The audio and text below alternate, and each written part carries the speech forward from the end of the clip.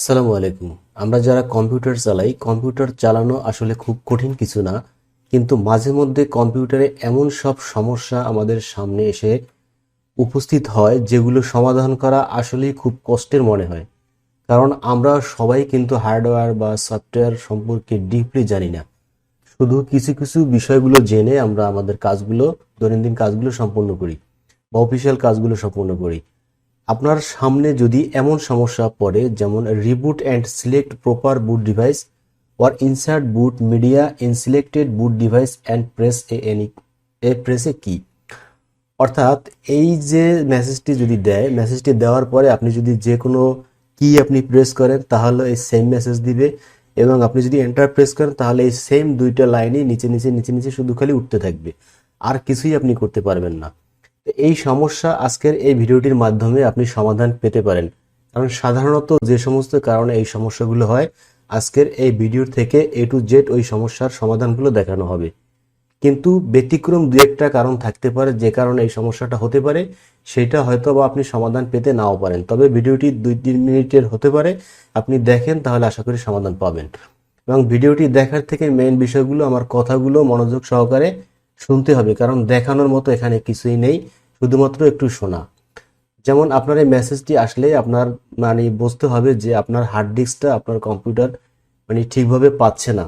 এই জন্য আপনার কি করতে হবে জানেন, আপনার প্রথমেই আপনার পিসিটি খুলতে হবে। পিসিটি খোলার পরে আপনার যে হার্ড ডিস্কটি আছে, ওই হার্ড ডিস্কটি দেখবেন যে কেবল আছে লাগানো, ওই কেবল দুটি খুলবেন, আবার কেবল লাগাবেন।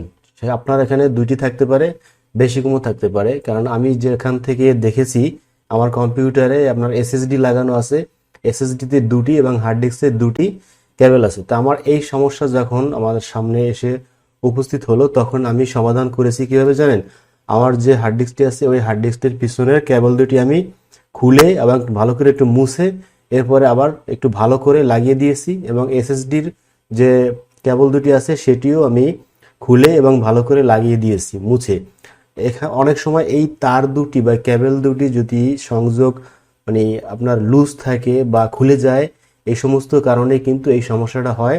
অথবা আপনার যদি হার্ড ডিস্কে কোনো প্রবলেম হয়, হার্ড ডিস্কটা যদি না পায়, তাহলে কিন্তু আপনার এই সমস্যাটা হতে পারে। তখন হার্ড ডিস্ক পাওয়ানোর জন্য আপনার কি করতে হবে, আপনার হয়তো হার্ড ডিস্ক যদি সঠিক থাকে তাহলে আপনি কম্পিউটারটি ইনস্টল করতে পারেন, নতুন করে উইন্ডোজটা সেট আপ করতে পারেন।